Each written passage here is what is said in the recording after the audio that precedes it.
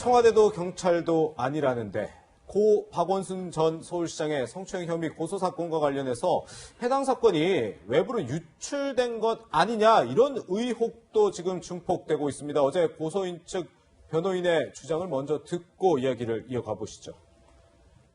고소 당일 피고소인에게 모종의 경로로 수사 상황이 전달되었고 본격적인 수사가 시작되기도 전에 증거인멸의 기회가 주어진다는 점을 우리는 목도했습니다. 피해자가 고소 사실을 알리거나 일체 그런 적이 없습니다.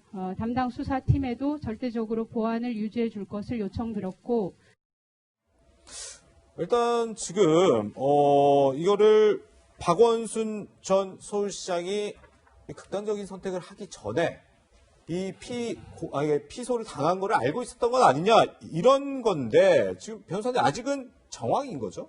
아직은 정황이죠. 예. 사실은 이거를 밝히는 건 어려운 건 아니에요. 예.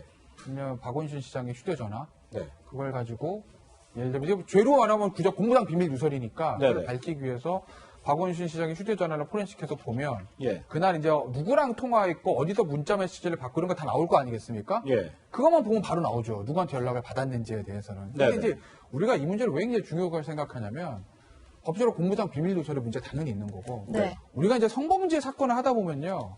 검찰에서 이제 수사를 할 때도 마찬가지고 법원을 재판을 할 때 영장을 칠 때, 영장을 발부할 때 그때 중요하게 보는 여러 가지 기준 중에 하나가 뭐냐면 피의자 또는 피고인이 피해자를 접촉해서 회유하고 압박하는 거 이거예요. 이걸 굉장히 검찰, 법원 다 금기시한다는 거죠.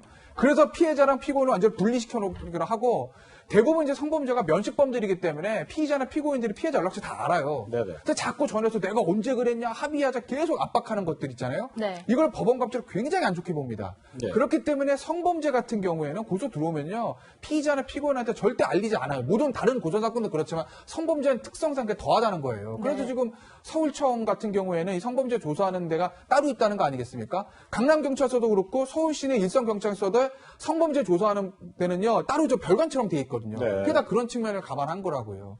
그런데 박원순 시장이 아직까지 확실히 밝혀진 건 아니지만 이 피해 여성이 고소를 하고 조사받은 날 바로 이거를 얘기를 어디선가 들었다고 하는 지금 정황들이 나오니 이게 보통 큰 문제가 아니라는 거죠. 그래서 야당도 이 문제를 조금 문제 삼고 있는 거고 야당은 아마 이거 그냥 공무상 비밀 누설로 고발해가지고 수사를 촉구하는 측면도 있지만 아마 정치적 차원에서 국정조사 카드를 저는 꺼내들 가능성도 저는 너무 충분하다고 봅니다. 이 문제에 관해서는. 예. 네, 일단 이 문제 정황상 나온 거기 때문에 사실상 뭐 그렇다라고 단정할 수 없다는 점을 다시 한번 좀 강조를 드리는데 일단 이게 박원순 시장이 미리 알았느냐 마느냐는 사실은 좀 방금 변호사님께서도 말씀하셨지만 통화 내역이라든지 주고받았던 문자라든지 어떤 그 휴대전화를 통해서도 충분히 수사할 수 있는 내용인데 때마침 오늘 고 박원순 시장의 휴대폰에 대해서 경찰이 수사에 착수했다, 뭐 포렌식 같은 걸 거치고 있다라는 보도도 나왔어요. 검찰의 지휘를 받아서 박 시장이 갖고 있었던 휴대폰에 대한 디지털 포렌식을 하겠다 이렇게 경찰이 밝혔습니다. 네. 그러니까 박 시장이 사망 당시에 휴대폰을 갖고 있었는데 그걸 경찰이 확보해서 가지고 있었거든요. 네. 그러니까 지금 이제 이른바 이제 위계나 위력에 의한 성폭력이나 이런 사건이 발생했을 때에는 서로 간의 지위가 다르다고 하는 거잖아요. 네네. 방금 전에 말씀하신 것처럼 피해를 입은 고소인 쪽에서 이거 좀 알리지 말았으면 좋겠다고 하는 것은 이른바 권력이 있거나 힘 있는 사람이 증거인멸을 주도하거나 하게 될 경우에는 사실 피해자가 입증하기가 대단히 어렵기 때문에 그런 걸 하는 건데 네.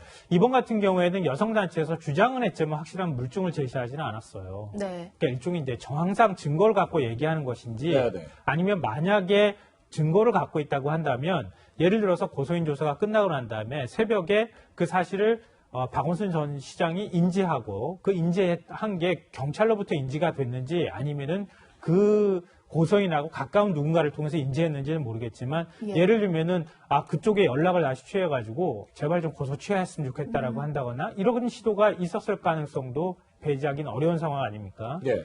그런데 어찌됐든 간에 그 사실이 박 전 시장한테 얘기가 전해졌다고 하는 것은 심각한 문제가 될 수 있다.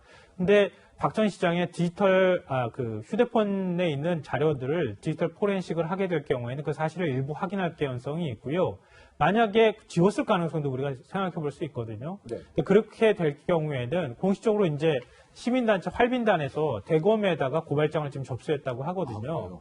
그러니까 수사에 어쩔 수 없이 착수할 수밖에 없는 상황이 될 가능성이 높다. 네. 그래서 이번 사건 같은 경우에는 그냥 넘어가기는 좀 쉽지는 않아 보입니다. 네. 네. 일단 지금 경찰은 본인한테 고소 사실이 통보 안 된 상태였다. 청와대에 보고했다는 사실을 인정했지만 박원순 전 시장에게 통보는 안 됐다고 밝혔고요. 청와대 역시도 관련 내용을 박 전 시장에게 통보한 사실이 전혀 없다 이렇게 설명하고 있습니다. 서울시는 수사 개시 통보가 별도로 온 것이 아니다. 그러니까 경찰, 청와대, 서울시 주체 모두가 이건 사전에 이 고소 사실을 전달받은 바가 없다. 일단은 이렇게 선을 긋고 있는 상황입니다. 지금 이 논란에 대해서 의혹이 계속 확산되면서 야당에서는 오늘 이렇게 얘기를 했습니다. 서울경찰청은 수사기밀 누설 부분에 있어서는 이미 수사 대상으로 전락을 했습니다. 빨리 박원순 관련 수사를 중단하고 본인들의 의견으로도 공소권 없음을 결론 내겠다고 하니까 사건을 더 이상 가지고 있지 말고 조속히 검찰로 송치하기 바랍니다. 네, 이 의혹에 대해서도 지금 뭐 규명이 필요할 것 같은데요. 또 고소인 변호인 측은 고소인이 피해 사실을 서울시 내부에 알려서 도움을 요청했는데 묵살을 당했다 이렇게 주장을 하기도 했습니다. 그 기자회견 내용도 한번 다시 들어보시죠. 피해자는 서울시 내부에 도움을 요청했으나 시장은 그럴 사람이 아니라며 시장의 단순한 실수로 받아들이라고 하거나 비서의 업무는 시장의 심기를 보좌하는 역할이자 노동으로 일컫거나 피해를 사소하는 등의 반응이 이어져서 더 이상 피해가 있다는 말조차 할 수 없는 상황이었습니다. 피해자는 부서 변경을 요청했으나 시장이 이를 승인하지 않는 한 불가능했습니다. 네, 사실 일각에서는 이 고소인이 고소를 한 것 자체를 좀 비난하고 비판하는 목소리도 있던데 일단 이 고소인 측의 얘기를 들어보면 이 도움을 내부에 서울시 내부에 요청을 했을 때 시장은 그럴 사람이 아니다. 시장의 단순한 실수다. 물론 일방의 주장이긴 합니다만 이런 얘기를 들었다면 결국에는 좌절감 느끼고 고소를 할 수밖에 없는 상황으로 내몰리지 않았나 싶기도 하거든요.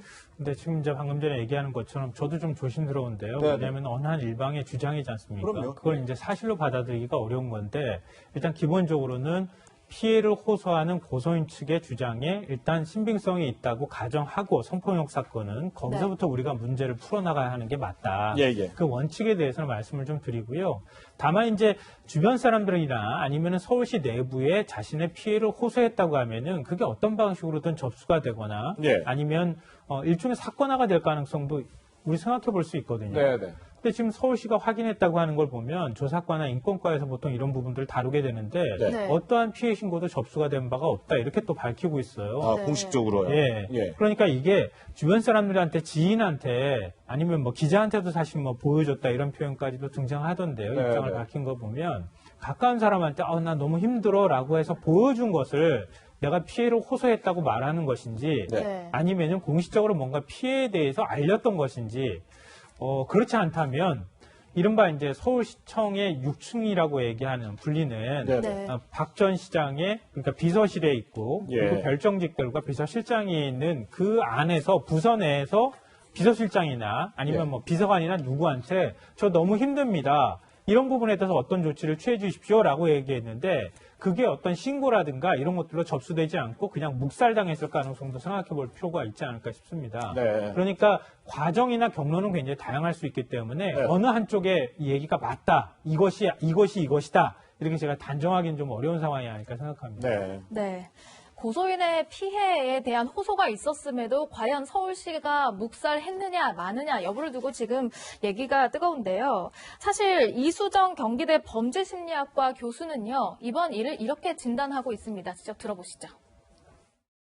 만일 이제 그와 같이 문제 제기가 됐는데 그게 뭐 한 번, 두 번 여러 이제 그 사람들에 의해서 만약에 은폐되거나 조직적으로 이제 사건화를 하지 않기 위한 뭐 어떤 시도가 있었다면 그 부분을 지금 밝혀야 되는 거 아닌가. 네. 그런 생각이 심지어는 들 정도로 전 사태는 심각하다고 인식을 합니다. 이 부분에 대해서. 당사자의 뭐 그 공소권 없음하고는 다른 문제이기 때문에 예.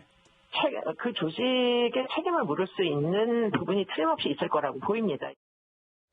변호사님, 사건이 은폐되려는 뭔가 조직적인 시도가 있었다면 이 조직의 책임을 물을 수 있는 부분이 있어야 된다. 이렇게 진단을 하셨는데 지금 박 전 시장의 성추행 의혹에 관한 진상규명과는 좀 별개로 이 서울시 내부에서 뭐 공식적이든 비공식적이든 어떤 요구가 묵살됐다라는 정황 또한 좀 뭔가 별개로 조사가 이루어질 수 있는 부분인가요? 그러니까 이제 수사하는 별개로, 수사라는 뭐 검찰이라든지 법원, 이런 사법기관이나 수사기관의 판단과는 별개로 네. 서울시 내에서 내부적으로 행정적인 절차를 위해서 뭔가 진상조사는 있어야 될 거예요. 왜?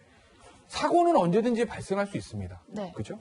문제는 그 사고가 발생했을 때 그 다음에 또 제2의 제3의 똑같은 사고가 있느냐? 재발이 이거거든요. 네. 그래서 재발 방지 대책을 내는 게 제일 중요하다는 거예요. 비단 이 부분뿐만 아니라 모든 사건 사고에서. 그럼 어쨌든지 간에 시장의 비서가 시장의 성추행 문제를 제기를 하고 고소장을 접수한 그 다음날 시장이 극단적으로 선택을 해서 지금 행정공백이 발생한 이 상황에서 서울시가 그냥 덮고 넘어갈 게 아니라 자체적으로 조사를 해서 우리가 해봤던 이러이러하더라. 앞으로 시장의 내년 재보궐선거에서 누가 당선돼서 앞으로 누가 오더라도 서울시에서는 이런 일이 전혀 없도록 우리가 방지 대책을 만들겠습니다. 이걸 해야 되는 거 아니에요? 그거 하라고 세금 내는 거 아니에요, 우리가? 그렇기 때문에 검찰의 수사, 뭐 법원의 재판, 변호인의 선택, 청구, 뭐 소세기 이런 거랑 별도로 서울시 내에서 자체적인 진상조사는 반드시 필요하다. 저는 그렇게 봅니다. 네. 말씀하신 것처럼 뭐 당연히 필요한 부분이라고 생각하고요. 다만 이제 한계가 있을 수 있습니다. 네. 왜냐하면 지금 별정직 공무원들이 전부 그만둔 상황이잖아요. 네. 그렇죠. 근데 비서실 내에서 만약에 그런 일이 있었다고 하면은 지금 그만둔 사람을 상대로 해서 조사를 해야 되는 문제가 있기 때문에 네. 서울시가 조사하는 게 일정하게 한계가 있을 수 있겠다라는 네. 생각이 들고요. 다만 이제 그렇지 않고 제도적으로 좀 이제 최근에 사실 이게 사례가 없는 경우잖아요. 그렇죠. 그러니까 광역자치단체장이 이런 일이 터지고 난 다음에 인과관계가 어찌 될지는 모르지만 결국은 극단적인 선택을 하는 문제가 발생했고 그것에 대해서 실체를 확인하기가 좀 쉽지 않은 상황에서 어떻게 이 문제들을 처리해 나갈 것인가. 이거는 매뉴얼도 없고 아무것도 없는 거거든요. 예, 예. 근데 그렇기 때문에 이런 문제들을 접근할 때 단순히 누구한테 책임을 묻는 차원의 문제가 아니라 말씀하셨던 것처럼 서울시는 기본적으로 이런 것들을 어떻게 앞으로 방지해 나갈 것이냐 이런 부분에 집중할 필요가 있다고 보고요. 예, 예. 지금 고소인 측에서 국가인권위원회에 진정을 제기했다고 하잖아요. 네. 그러니까 서울시에서 조사를 해서 결과를 내놓는다 하더라도 신뢰하기가 좀 어려울 수도 있거든요. 예, 예. 그러니까 진정을 받은 국가인권위원회나 좀 더 객관적인 기구에서 이번 사안에 대해서 전반적으로 어차피 수사가 진행되기 좀 쉽지 않은 상황이라고 하면 결국은 피해 여성이 가지고 있는 증거나 이런 것들의 신빙성을 확인하는 과정이 있어야 할 테니까 그런 객관적인 기구에서 한번 살펴봐야 할 필요가 있지 않을까 생각합니다. 네, 고소인이 주장하는 피해 내용에 대한 진상규명뿐 아니라 어떤 일의 과정, 목소리들이 묵살 당했는지 이 여부도 좀 살펴봐야 될 것 같습니다. 두 분과는 여기서 인사 나누겠습니다. 고맙습니다.